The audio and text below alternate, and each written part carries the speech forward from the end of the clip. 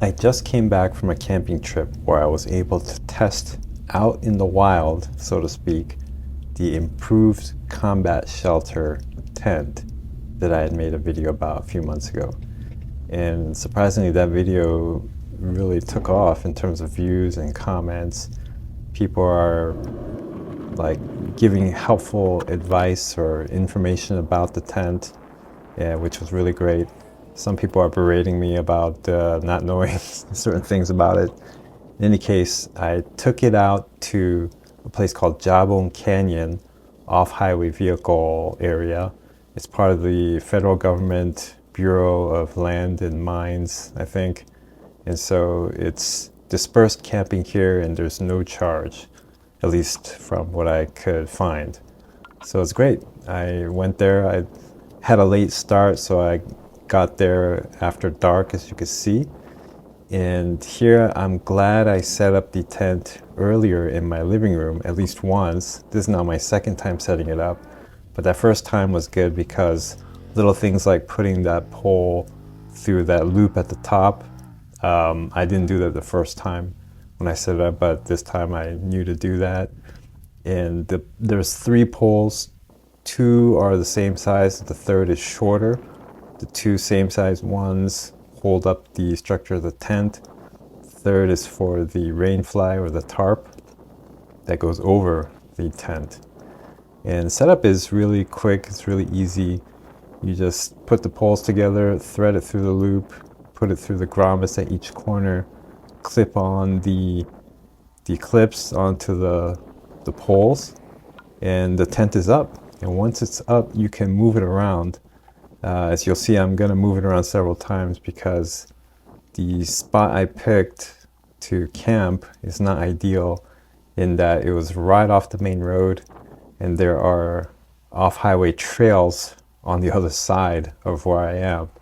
And so as you probably saw, there are vehicles racing down that trail all through the night actually, well until about 11 p.m. And so I moved it between these bushes. Now I'm setting up the tarp, which was probably the most unclear part of setting up the tent because the support rod or pole goes through a sleeve, which you kind of have to find, and the fly is oriented perpendicular to the tent lengthwise. So it's not like, if this is your first time setting it up, it's going to be confusing. I had to look up other videos as to how to set that up in relation to the tent. So here I'm not quite getting it right, but eventually I'll get it. And you'll see that it's off to the side.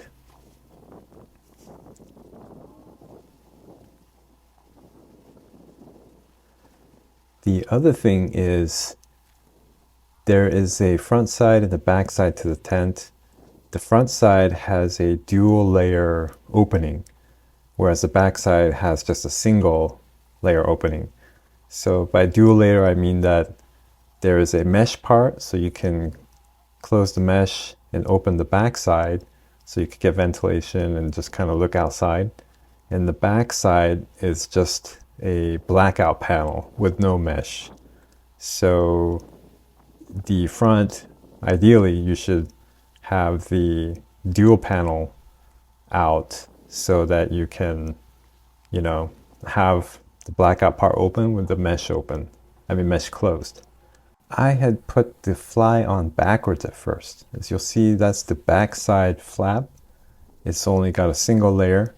So I'm taking the fly off and putting it on the other way so that the back side of the fly covers the back door.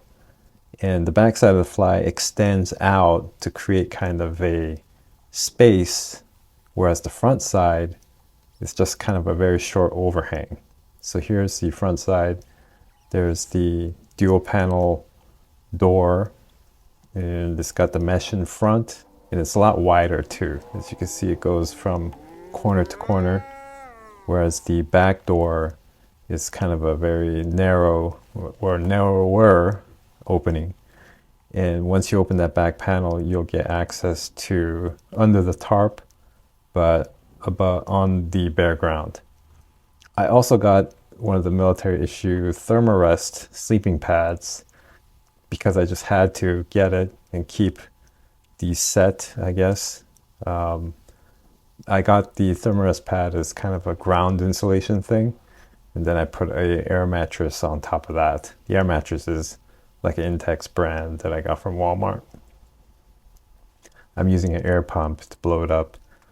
Otherwise, it's just too much work to bring a bicycle pump, which takes more space as well.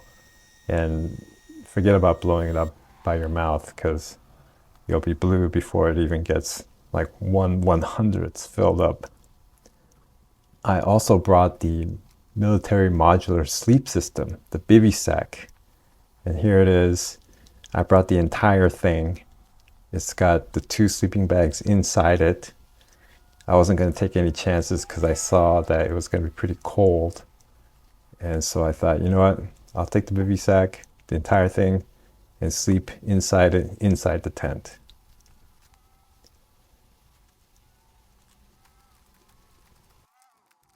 So there's my bivy sack on top of the air mattress. My backpack is there at the foot, which I later moved to the head of the bivy sack. And there's my stuff at the back part, covered under the fly, but on the exposed ground. And it's actually kind of cramped in there if I keep my backpack inside. Next time I camp with this, I'm gonna put the backpack or everything outside the back door where that box is, and then I'll have more room. Because later I put my backpack at the head of the bivy sack, and my feet were touching the tent wall, and the backpack was at my head, and so I felt kind of cramped. I'm 5'9". If the backpack was outside, I would have been able to center myself more in the tent and not feel as cramped with my feet touching the wall. So throughout the night, people are doing hill climbs, so that buzzing sound and those lights are vehicles coming down a hill near the campsite across the road from me. And so it must be a lot of fun. I mean, at night it must be a little more risky, so you got to be very careful. So the people doing the downhill climbs and the uphill are actually, I guess, going a little bit safer speeds than the ones that were racing on the trail next to my campsite. And people are pulling into the site all throughout the night as well, I guess, to get a head start on the weekend. This was Thursday night, so the next day was Friday. So people are getting there early. Most people are coming in on their RVs, so it doesn't matter if they come in when it's dark. They just need to park, maybe level their trailer, and then they can go to sleep right in their RV.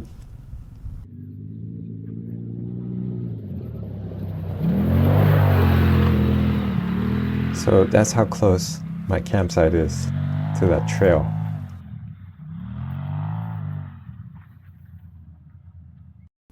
Here's a time lapse. What's great about this area is because it's just desert, there's very little light pollution. And that night there were clouds rolling in, but otherwise you could just see millions of stars. It's really great.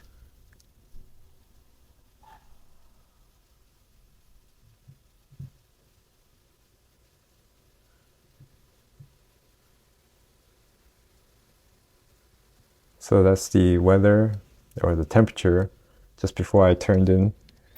And it was going to be a low of 43 degrees just before sunrise. So that's why I didn't take any chances and brought the entire bivy sack to sleep inside the tent. Here it is morning now. Those strips of light is sunlight coming in through the zipper of the dual panel front door. And cell service is spotty there. The further you go into the area, you're not gonna get any self-service. But where I was, it was spotty, and I was able to like check emails and things like that, and I was trying to see what the weather is. So as you can see, it's pretty bright out, but inside the tent it's pretty dark, except for where light leaked through where the zippers are. So it's pretty cold. You'll see a little bit later, I was able to pull up the temperature, and overall it was pretty comfortable. I mean, as comfortable as it could be sleeping in 3 bags, which are quite constrictive. But in terms of temperature, I didn't feel cold at all. I was actually wearing several layers of clothing as well. So I was wearing base layer, top and bottom, long pants and long shirt. Then a t-shirt on top of that with a polo shirt, and then a fleece pullover, and then fleece pants. So as you can see, it was about 43 degrees at that time. So it was pretty chilly, for me at least. Chilly enough that I don't want to get up and get out of the bivy bag. So the modular sleep system works. I probably could have worn a few less layers. I wasn't sweating, that's for sure. And I didn't wake up in the middle of the night like shivering like I did on other camping trips where I took a really thin sleeping bag, which prompted my getting this modular sleep system bag, bivy bag, because the sleeping bag I had was just not cutting it for colder weather. So I think it was great that I bought that modular sleep system, because it does work. I probably don't need to maybe have the bivy sack on the outside, or I could wear one less layer probably.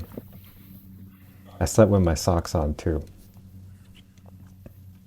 As you can see, the height is not all that great. As I mentioned, I'm 5'9". I have to kind of slouch over because my head is hitting the top of the tent. I am also sitting on an air mattress that's about 3 inches in height with maybe a 1-inch ground pad, that thermarest pad. So if I had thinner bottom layers, maybe I could sit up a little higher, but height is not all that, it's not that high inside the tent. But first, coffee. So I'm getting set up to have my morning cup. I knew I wasn't going to set up a campfire, so I brought this stove, but it's like a big tabletop stove that I use for cooking at home, but also when I come out on camping trips. So it's kind of big, but it's the only one I have. And that box of stuff that's in the back of the tent, there's a lot of stuff there that I didn't really need. So next time I probably won't bring as much stuff. But that's the benefits of car camping. You don't really have to worry about packing light or packing small, because you can just put it in your car and not worry about it.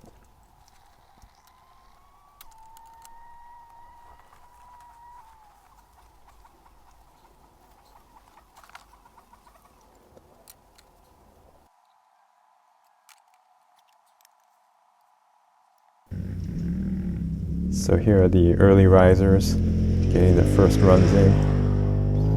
In the back you can see the hills and the trails that people use to do hill climbs.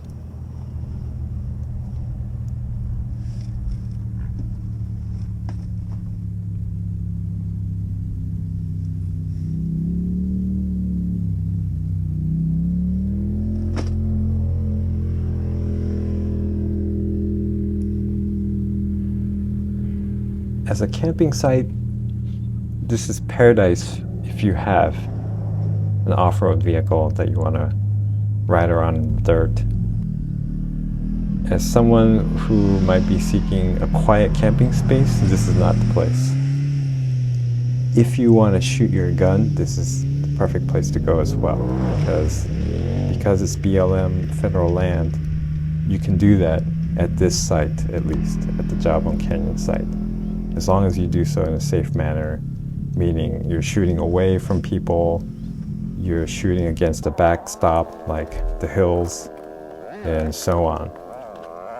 And you're supposed to pack out everything you pack in, including your spent cases from your firearm.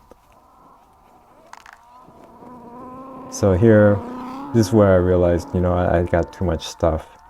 If this was a real, emergency and I had to get out quick, I have just too much stuff spread out everywhere. I just rolled up the bivy sack, which I folded in half lengthwise, and try to get out as much air as possible. And now I'm putting it in the compression sack. And it ended up being about the same size as when I did it a little more carefully in my own place. Probably because the compression sack can only get so big.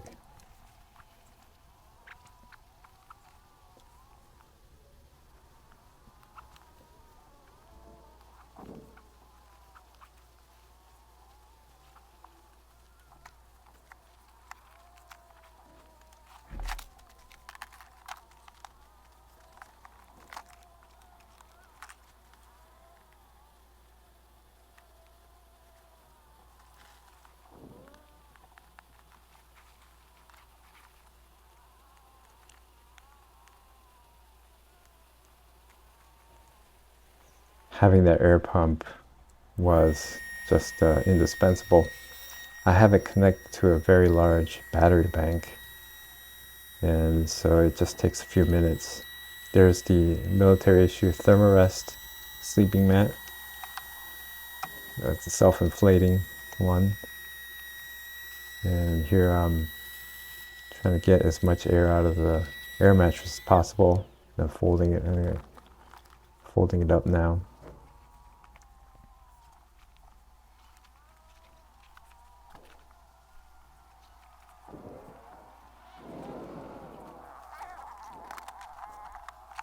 As you can see, the back door is much narrower than the front door. The rainfly pole also kind of gets in the way, like I was hitting it a few times. I'm glad I didn't poke my eye out with it.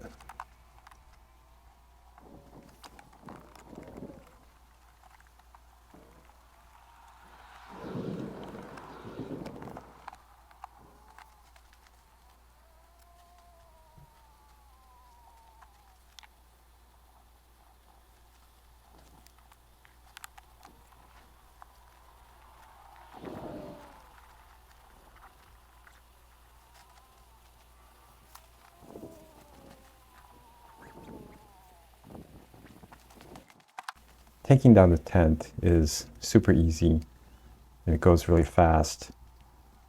However, as I was doing it, I was thinking, it's not super fast if I had to do it super quick, like if I was in a hurry, like some kind of emergency situation that I can imagine soldiers might face out in the field. The fly is kind of confusing because it's a irregular shape, it's not a rectangle.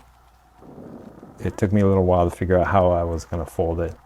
So eventually I just got the corners together on the same side and just folded it best I could, which worked out. The rest of the tent is super easy. You just unclip the clips, take the poles out of the corner grommets, collapse the poles, and then fold up the tent. Roll it up with the fly and stick it in the stuff sack. And this is only my second time using the tent, so I'm sure over time, as I use it more and more, it'll take less time to put up and take down.